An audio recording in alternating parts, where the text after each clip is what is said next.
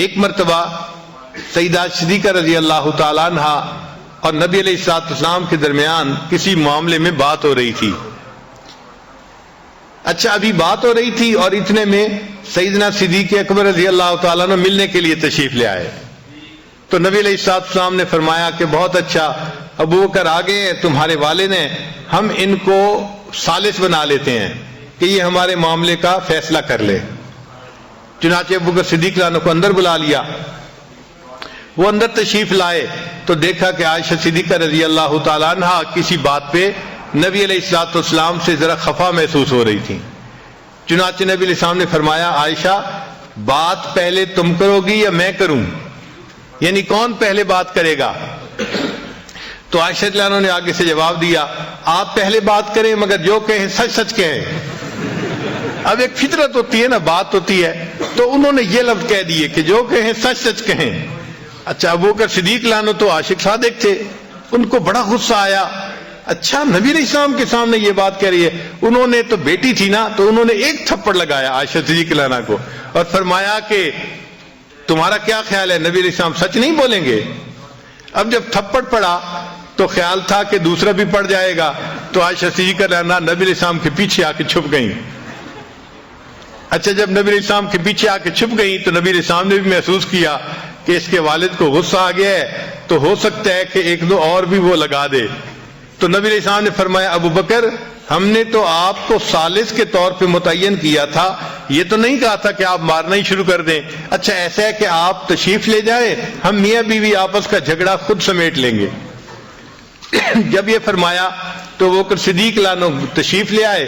جیسے ہی وہ بکر صدیق عنہ باہر نکلے تو نبی علیہ السلام نے مسکرا کے عائشہ صدیق عنہ کو دیکھا اور فرمایا دیکھا کہ بوڑھے کے دوسرے تھپڑ سے میں نے تجھے بچایا، اگر میں نے بچاتا تو بوڑھے کا دوسرا تھپڑ بھی تمہیں لگ جاتا. تو مقصد یہ ہے کہ گھروں میں اس قسم کی چھوٹی چھوٹی باتیں ہونا ممکن ہے، اس کی توقع رکھیں، یہ ہوگا، ایسا نہیں کہ ہو ہی نہیں سکتا، ہوگا. نیک سے نیک گھروں میں بھی مس انڈرسٹینڈنگ ہو جاتی ہیں، الجھنیں ہو جاتی ہیں، مگر ان کو سلجھا لینا یہ عقل مندی ہوتی ہے. ان کو اچھے طریقے سے جو ہے وہ ڈیل کر لینا یہ عقل مندی ہوتی ہے. اس کو کہتے ہیں کرائسس مینجمنٹ، اور ہر اچھے خاوند کو کرائسس مینجمنٹ آنی چاہیے. اس کے اندر اتنی سمجھداری ہونی چاہیے کہ اس کرائسس کنڈیشن سے مجھے کیسے نکلنا ہے.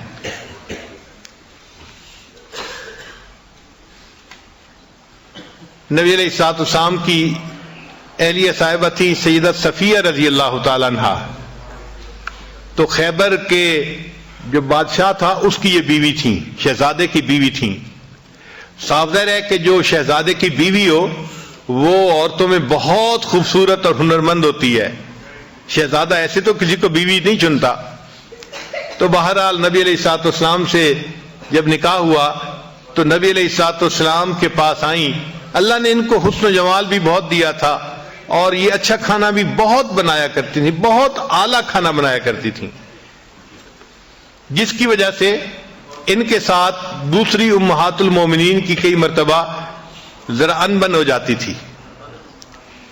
اچھا ایک مرتبہ ایک ام المومنین نے ان کو کہہ دیا اے یہودیہ کی بیٹی، یہودیہ کی بیٹی، یعنی ان کے چونکہ اوپر کے سب لوگ یہودی تھے اور یہ مسلمان ہوئی تھیں تو ان کو یہودیہ کی بیٹی کہہ دیا، جس پہ وہ بہت دکھی ہوئی اور انہوں نے رونا شروع کر دیا. نبی علیہ السلام کو پتہ چلا تو آپ صلی اللہ علیہ وسلم نے پوچھا صفیہ آپ کیوں رو رہی ہے؟ اے اللہ کے حبیب صلی اللہ علیہ وسلم مجھے انہوں نے کہا ہے کہ تم تو یہودی کی بیٹی ہو. تو نبی علیہ السلام نے فرمایا تم رو کیوں رہی ہو؟ تم اسے کہتی کہ نہیں میں ہارون علیہ السلام نبی کی بیٹی ہوں، ان کے خاندان سے تھیں، اور میرے چچا موسیٰ علیہ السلام تھے اور میرے خاوند بھی اللہ کے نبی ہیں. تو ان کو یہ جواب کیوں نہیں دیا؟ تو دیکھیں کتنی سمجھداری کی بات کی. ان کا دل خوش ہو گیا یہ سن کے کہ واقعی میں کوئی گری پیڑی چیز نہیں ہوں. میرے اوپر کے اجداد میں حضرت ہارون علیہ السلام بھی نبی تھے اور میرے چچا حضرت موسیٰ علیہ السلام بھی نبی تھے، اور اس وقت میں نبی علیہ السلام کی بیوی بھی ہوں، میرے خاوند بھی نبی ہیں. تو نبی علیہ السلام نے فرمایا تم ان کو یہ جواب دے دیتی. تو اس طرح جب بھی کوئی گھر کے معاملہ ہو تو اس کو اچھے طریقے سے سلجھا دینا یہ خاوند کی ذمہ داری ہوتی ہے. تو خاوند کے اندر فوربیرنس ہونی چاہیے. چھوٹی چھوٹی باتوں پہ جلد بازی کر لینا یا جلدی سے کوئی ناپسندیدہ لفظ بول دینا یہ بہت بری بات ہوتی ہے. ہمارا یہ تجربہ ہے آج کل کے نوجوان چھوٹی چھوٹی باتوں پہ بیوی کو دھمکی دیتے ہیں, میں تمہیں گھر بھیج دوں گا, میں تمہیں گھر بھیج دوں گا, میں تمہیں طلاق دے دوں گا. یہ بہت ہی بری بات ہے, اس سے بری بات اور کوئی خاوند نہیں کر سکتا. اس کی وجہ کیا ہے کہ جب خاوند نے بیوی کو کہہ دیا کہ میں تمہیں طلاق دے دوں گا, میں تمہیں گھر بھیج دوں گا, تو بیوی کے دماغ میں ایک بات آ گئی کہ اس کے ساتھ میری پوری زندگی گزرنا مشکل ہے, پتہ نہیں یہ مجھے کس وقت طلاق دے دے. تو بیوی سپلٹ پرسنالٹی بن جاتی ہے.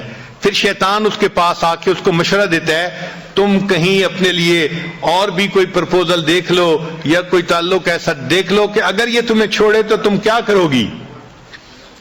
تو یہ فکرہ چھوٹا سا ہے لیکن اس فکرے کا زہر کتنا ہے اس کا مردوں کو اندازہ نہیں ہوتا. ایک فکرہ بول کے ہمیشہ کے لیے بیوی کو جو ہے وہ یعنی سپلٹ پرسنالٹی بنا دیتے ہیں. کبھی بھی یہ فکرہ نہیں بولنا چاہیے, بلکہ بیوی کو تو ایسا یقین ہونا چاہیے کہ مجھے تو خاوند نے اس طرح پیار سے رکھا ہے کہ میری اچھائی کو بھی اس نے قبول کیا ہے اور میری کوتاہی کو بھی اس نے قبول کیا ہے. اگر بحیثیت انسان کوئی چھوٹی موٹی کوتاہی ہو جائے تو اس کو قبول کرنا چاہیے. ہم انسان ہیں, فرشتے نہیں ہیں. اگر بیوی سے کوتاہیاں ہوتی ہیں تو خاوند سے بھی تو ہوتی ہیں. اگر خاوند بیوی کے اندر 10 کوتاہیاں گن لے گا تو بیوی اپنے خاوند کے اندر 100 کوتاہیاں گن لے گی. نبی علیہ السلام نے اس کا بہترین حل بتایا.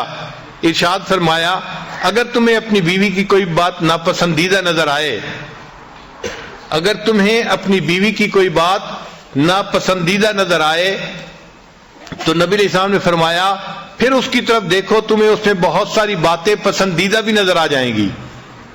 تو پسندیدہ چیزیں بھی تو ہوتی ہیں, آخر وہ بچوں کی ماں ہوتی ہے, آخر وہ گھر کے اندر کھانے بناتی ہے خاوند کے لیے, بچوں کے لیے, سب کے لیے. گھر کو اس نے اتنا صاف ستھرا رکھا ہوتا ہے, اس پر اس کو جان مارنی پڑتی ہے, محنت کرنی پڑتی ہے, خود بخود یہ کام نہیں ہو جاتے. اگر وہ اتنا سب کچھ کر رہی ہے تو اس کو کریڈٹ بھی ملنا چاہیے. باقی رہ گئی بات کہ بھائی چونکہ اس کی جذباتی سوچ ہوتی ہے تو کئی مرتبہ وہ الٹی سیدھی بات بھی سوچ لیتی ہے, کر جاتی ہے, تو تحمل مزاجی سے کام کرنا چاہیے. چنانچہ ایک صاحب تھے, وہ اپنی بیوی کی زبان سے ذرا تنگ تھے. مرد کا ہاتھ قابو میں نہیں ہوتا, عورت کی زبان قابو میں نہیں ہوتی. تو اس نے سوچا کہ میں امیر المومنین حضرت عمر رضی اللہ عنہ کے پاس جاتا ہوں اور ان سے جا کے پوچھتا ہوں کہ میں اس بیوی کا کیا کروں. تو عمر رضی اللہ عنہ تو بڑے جو ہے وہ دبدبے والے اور ہمت والے ہیں, تو صاحب ظاہر ہے وہ مجھے کہیں گے کہ ذرا اس کو سیدھا کر دو تو میں پھر خوب کٹائی کروں گا اس کی. چنانچہ یہ نیت لے کے کہ مجھے پٹائی کا NOC مل جائے گا اور پھر مسئلہ حل ہو جائے گا, وہ حضرت عمر رضی اللہ عنہ کے پاس آئے. ابھی دروازے کے باہر کھڑے تھے کہ وہ سنا کہ حضرت عمر رضی اللہ عنہ سے ان کی بیوی اونچی اونچی زبان میں بات کر رہی تھی, اونچی آواز میں بات کر رہی تھی. اب وہ صحابی تھوڑی دیر تو سنتے رہے اور تھوڑی دیر کے بعد پھر وہ کہنے لگے کہ چلتے ہیں, جب یہی اپنی بیوی سے سن رہے ہیں تو میں ان سے کیا پوچھوں گا. اچھا جب وہ جانے لگے تو عمر رضی اللہ عنہ باہر تشریف لائے. تو عمر رضی اللہ عنہ نے اس سے پوچھا کہ بھائی آپ کیوں جا رہے ہیں. اس نے کہا جی میں ایک بات پوچھنے آیا تھا لیکن آپ ہی کے ساتھ وہی کچھ بیت رہا ہے جو میرے ساتھ بیتتا ہے, تو میں آپ سے کیا پوچھتا. تو حضرت عمر رضی اللہ عنہ نے اس کو سمجھایا کہ دیکھو یہ میری بیوی ہے, یہ میرے لیے باورچن بھی ہے, میرے لیے درزن بھی ہے, میرے لیے گھر کی بنگن بھی ہے, میرے بچوں کی ماں بھی ہے. اگر میری خاطر یہ گھر کے اتنے کچھ کر سکتی ہے تو کیا میں اس کی صرف بات کو برداشت نہیں کر سکتا. یہ عمر رضی اللہ عنہ نے اس کو سمجھایا. اس بندے کو بات سمجھ میں آ گئی کہ واقعی ہمیں ان سے تحمل مزاجی کے ساتھ گفتگو کرنی چاہیے.